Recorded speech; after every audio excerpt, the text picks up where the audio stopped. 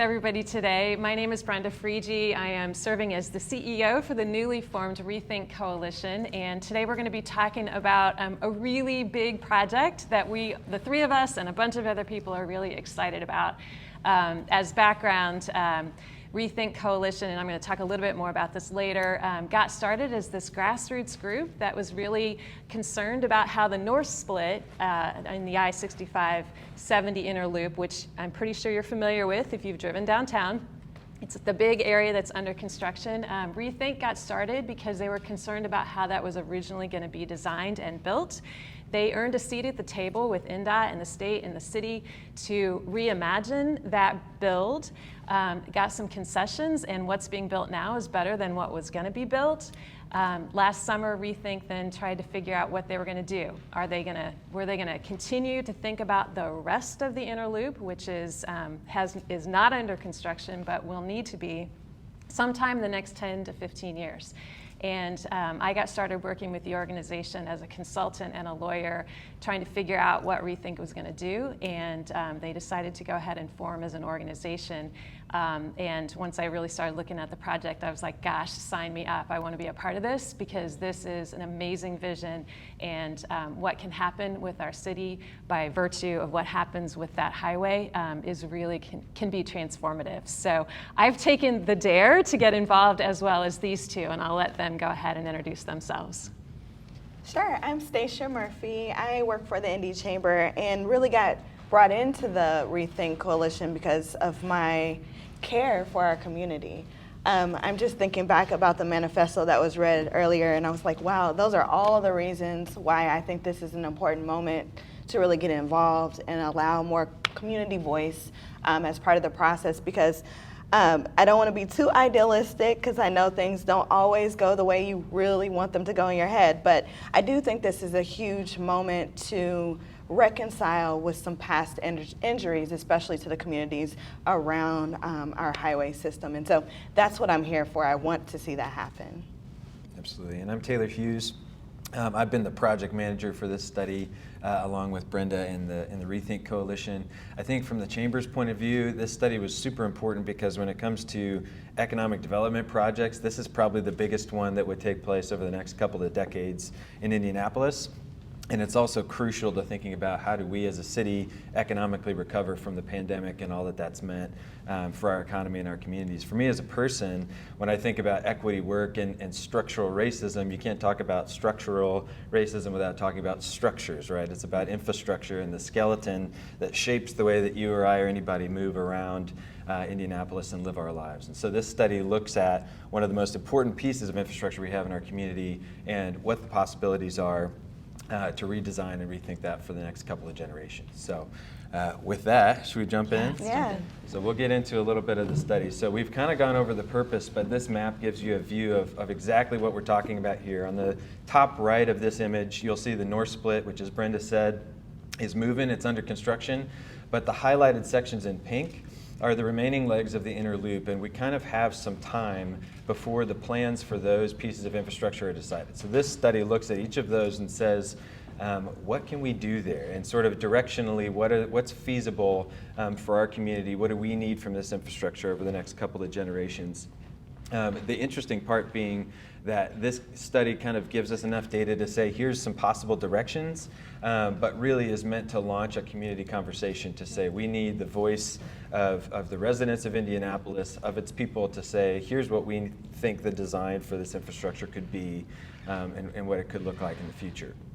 So the ARIP team compared two options to really get a lot of data here. One is rebuild as is. It's pretty straightforward. It's the infrastructure we have today, rebuilt as it is. So it's a little bit of modernized safety standards, but beyond that, you know what this option looks like. The second option is a much more transformational move. It's recessing the interstate, taking the footprint that exists today, shrinking it and sinking it below the urban grid, replacing our collector-distributor road system with a multimodal boulevard system. That just means 2 roads on either side and a bunch that go over the top, and basically creates a lot of interesting safety benefits that we'll talk about as we keep going.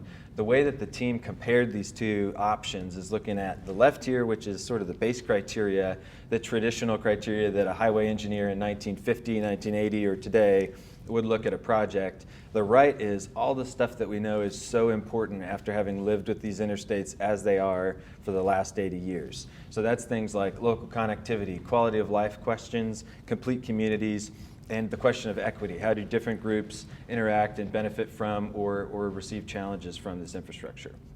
So when we get into all this, though, it's really important to acknowledge and kind of explore the history of these pieces of highways that we have downtown. Originally, when they were planning the interstate, they conceived of the way it would work is basically downtown as a regional center. So Indianapolis Mile Square would be a place that you work, you play, but then you take the interstates quickly out to the suburbs where we all live, the we being conditional there, as we'll get into. One also interesting part of this schematic that you can see on the top of this image, the interstate in this original schematic was conceived of as a recessed option, right? So obviously we know that didn't happen. It sets up kind of this interesting historical symmetry. Why didn't it happen? It's kind of because of complexity and cost, so we'll get into that a little bit more. Another important thing to say is that none of the ideas in the study are really new. So there have been neighbors that have advocated on these kinds of concepts since the 1960s. One of those groups was called Livable Indianapolis for Everyone, or LIFE. They kind of had two asks of what was the state highway department in the middle of the 20th century. One was modify the route so that you didn't send the highway over the most vibrant African-American neighborhoods in the city, which at the time was Ransom Place. And number two, recess the highway to minimize the impact that it would have on any of the neighborhoods that it went through. Unfortunately, what we know is that neither one of those asks were granted, and 17,000 people were displaced from the path of the interstate. That meant 8,000 buildings were torn down, which was a significant chunk of our architectural heritage in downtown Indianapolis. As we said, of Lockerbie Square and others, Lockerbie was untouched, but many other old neighborhoods were taken down because they were in the path of the interstate. And it's important to note, too, that a lot of those buildings, those 8,000 buildings, were acquired via eminent domain at below market rates. So the generational wealth that was taken away by acquiring those buildings and not allowing them to grow in value over the next 80 years is something that we're still dealing with, and one of the big equity concerns that kind of is implicated in these discussions. So what we also know is that the inner loop and its path had a disproportionate impact on already struggling populations. Many of you will be familiar with this redlining map developed by the Holk administration in the 1930s. You can see the path of the interstate runs directly over the red sections of this, which were labeled high-risk areas of Indianapolis. Sometimes that was because it was an economically struggling community, but other times, and as we'll see on this next slide, it's simply because those communities were predominantly African American, Latinx, or other demographic groups that were considered undesirable at the time. And so we know that those groups in their neighborhoods received a disproportionate burden from the interstate compared to others. And it's important to say, particularly with the black neighborhoods that we're talking about, these were not economically disadvantaged neighborhoods in many cases. These were thriving areas of town. This is Indiana Avenue in 1950. There's been a lot of incredible research and writing on Indiana Avenue, but it was also important to note that it was considered economically important enough and politically important enough that Eisenhower, the president who developed the plan that would fund all of the interstate construction around the country, sent his campaign parade down Indiana Avenue in 1952. So this image shows you Eisenhower on Indiana Avenue. And then finally on the history section, kind of to look at the impact on our built environment. On the left here, you can see Indianapolis in 1956. We have these dense blocks downtown, commercial and residential development, the diagonal streets, Massachusetts, Virginia, Kentucky, and Indiana go from the outsides of Center Township all the way down to Monument Circle. Indy basically looks like Paris in 1956. On the right, you can see the transformation in our land use policy. We put the interstate in, and we decided downtown is for work, play, and surface parking lots. It looks like a bomb went off. So this history sets us up to really realize the once-in-a-lifetime opportunity that we have when we're rethinking the way the interstate looks and works to reconnect our neighborhoods, to see new access to opportunity, and to really think about how is downtown going to recover and how can we support that recovery with the way that we redesign these interstates. So, and it's also important to know this is one, not a crazy concept, and two, something that all of our peers and competitor cities are doing. And so what you'll see here in the center is Cincinnati, who has a large section of their downtown interstate on the riverfront recessed. It's called the Fort Washington Way. They were able to take about 200 feet off of the margin of their interstate in the 1990s and create their riverfront stadium village and reconnect the urban streets along there. You'll also see on the top left and bottom right images of Clyde Warren Park in downtown Dallas. The top left is really cool because the caption there you can see says, there's no way if you're walking through this park that you know you're over an 8-lane freeway. It's just an incredible transformation of that space that puts an asset in the middle of downtown Dallas that can be accessed by all of its citizens. So let's get into the actual study findings. So on the base evaluation, kind of the traditional criteria piece, we'll look at interstate traffic capacity, motorist safety, and how complex these two options are to construct. So from a traffic perspective, this was important because Indianapolis fundamentally is a city that has a regional workforce, right? So folks from all the counties around Marion come downtown all the time for live, work, and play, and they all go back out. You or I don't live our lives based on the boundaries of the counties. We go all over the place. And so we need to maintain workforce mobility and frankly just resident mobility with the interstates. What we were able to find is that both the rebuild as is concept and the recessed concept will support traffic volume similar to what you see today. So that checks the box, but it's an important kind of factor as we keep going here.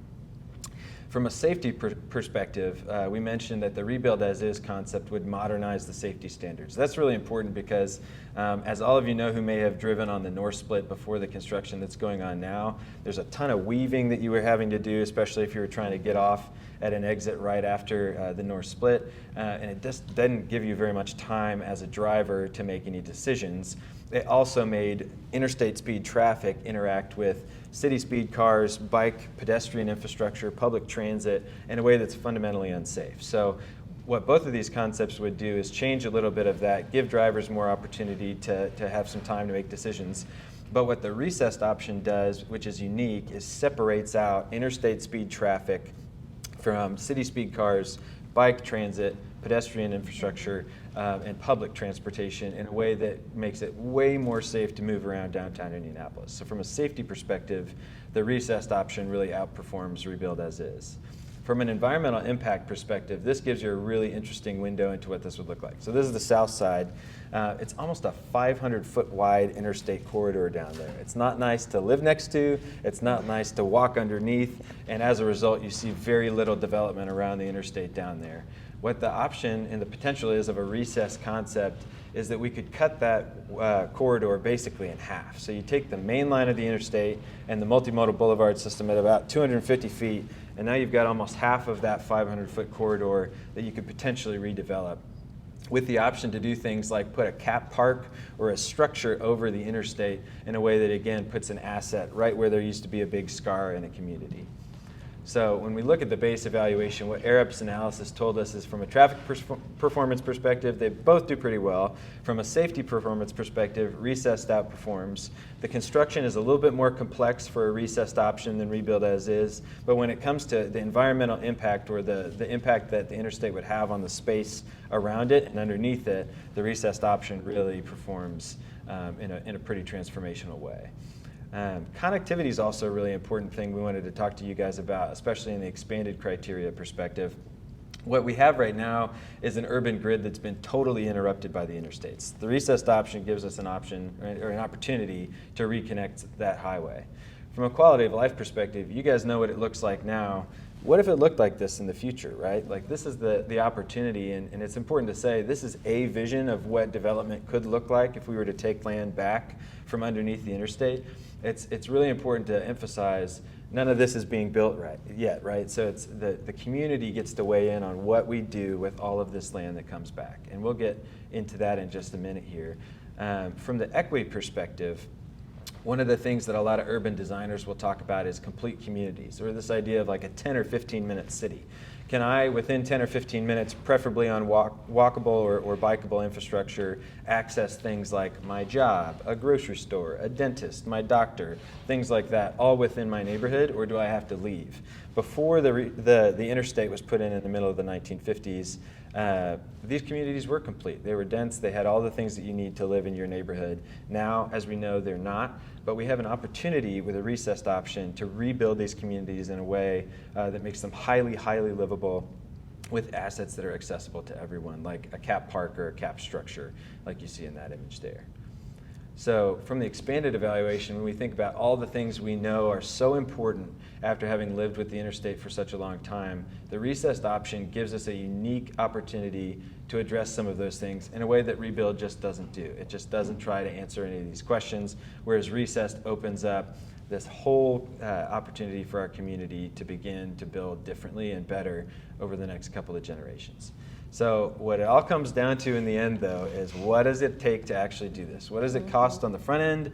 How would we even approach that cost in a way of financing? And then how do you implement that with all of the stakeholders who are involved? From a cost perspective, there is nothing cheap about building highways. So a recessed option is a $2 billion option. What that buys you is a recessed, sunken and shrunken interstate footprint, the multimodal boulevards, the cap parks, the reconnection, the street greening, all of these things that give Indianapolis an opportunity to grow differently over the next couple of generations. The rebuild as is option gives us the same piece of infrastructure for about $2.3 billion.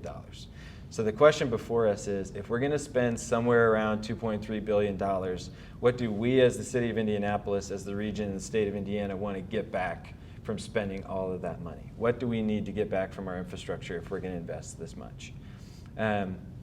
Also, if we think about capturing the value, how do you approach financing that kind of cost differential, and what kind of value is out there to be used? So when you look at this map on the right here, all the land in orange, it sits under the interstate today. So that is 45 acres total of land in downtown Indianapolis that's under today's interstate that would be freed up with a recessed option.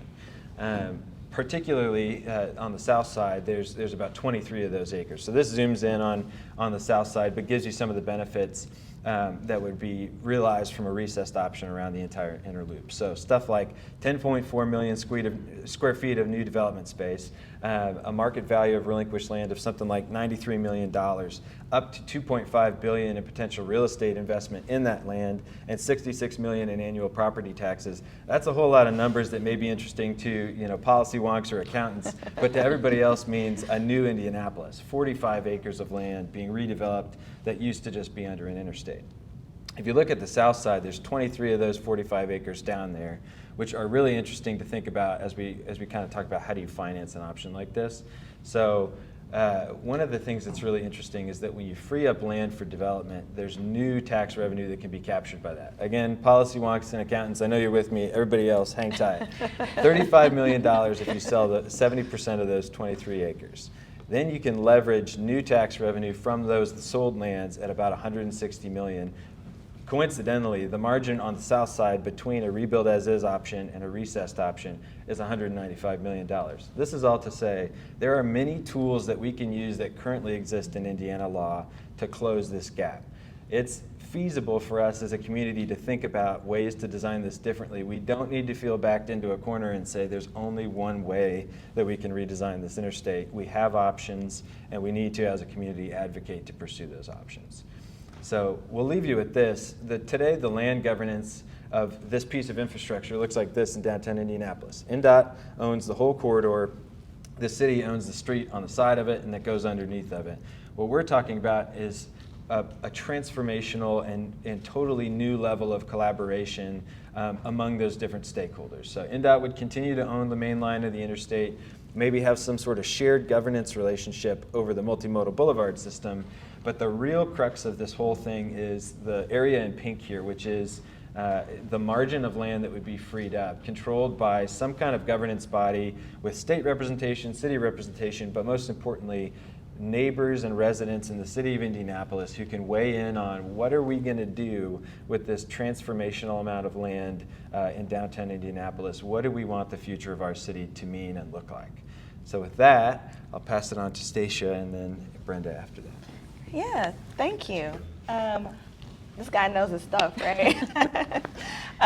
Really, the reason why I wanted to weigh in today is if you think back to one of those slides about the communities that were African American that the highway went through.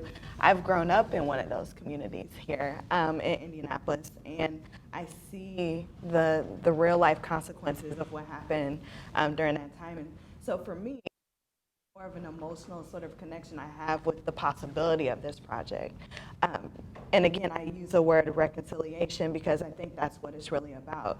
No, will this project go back and erase all of that structural racism that happened when the highway displaced so many people?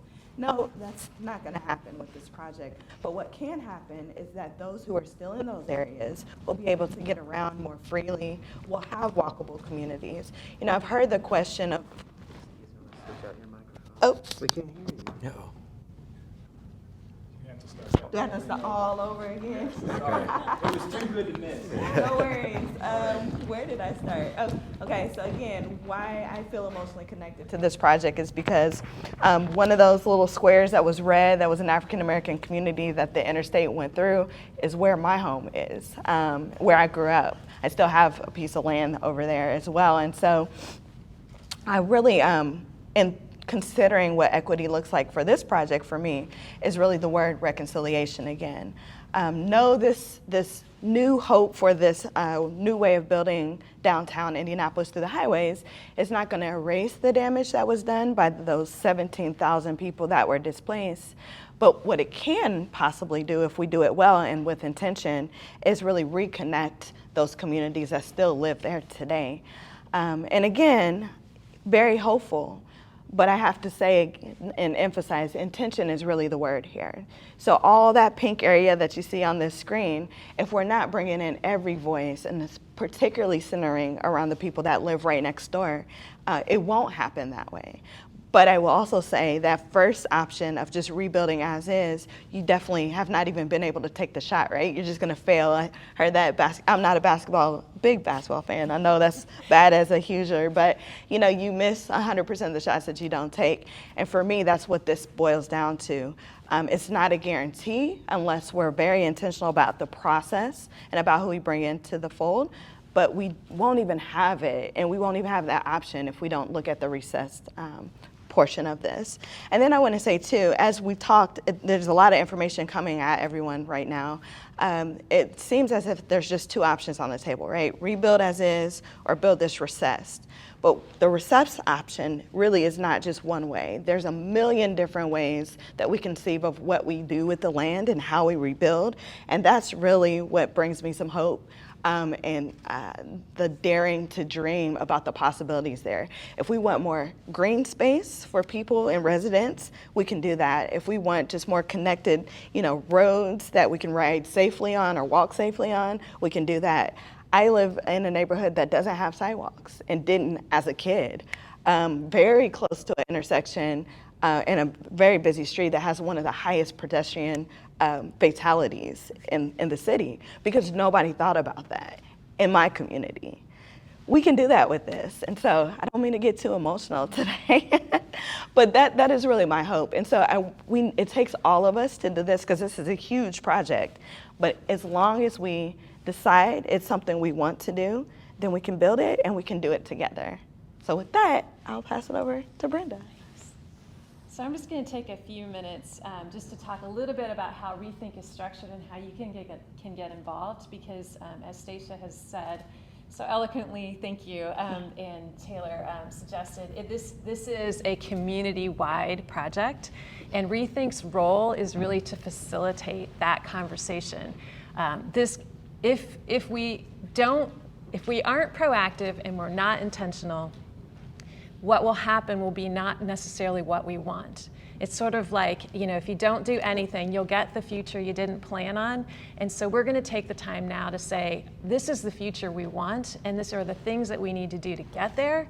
And yeah, it's gonna be a long haul. It's not gonna be easy, and it's not gonna happen overnight or in the next 18 minutes, but it is, or in 18 years, or 18 months, thank you. But it is worth the effort. And so I'm just gonna, so Rethink, as I mentioned, got started as a grassroots group and we're now formally organized as a nonprofit.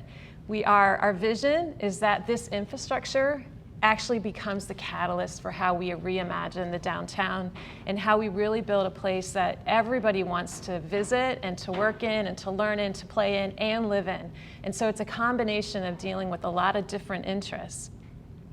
We're structured as an organization. We're partnered with the Central Indiana Community Foundation. We're partnered with the Chamber. We're also partnered with Indiana Landmarks. That doesn't mean we don't have an independent voice. We do. We're our own nonprofit, but we are partnered with them intentionally because these are institutions that are really important to the future of Indianapolis, and we want to be collaborative partners with those groups, as well as working with the city, as well as working with the state, and with INDOT. I mean, INDOT's the one that gets to build these things, and so we're coming alongside as a partner. And our goal is really to work collaboratively, to really understand the opportunities, to educate ourselves, to learn ourselves, and to help others learn about what's possible, and then really to engage all of us in this visioning and planning, because that's what it's going to take. So we work with leaders, decision makers, partners, and all those groups who are stakeholders that are listed in that circle. Those are all the various groups, and there's probably more we haven't even identified yet. But those are all the folks who will be impacted by what happens in Indianapolis with this infrastructure. And what do? We facilitate this engagement, and we do this through education, through advising, and through collaborating.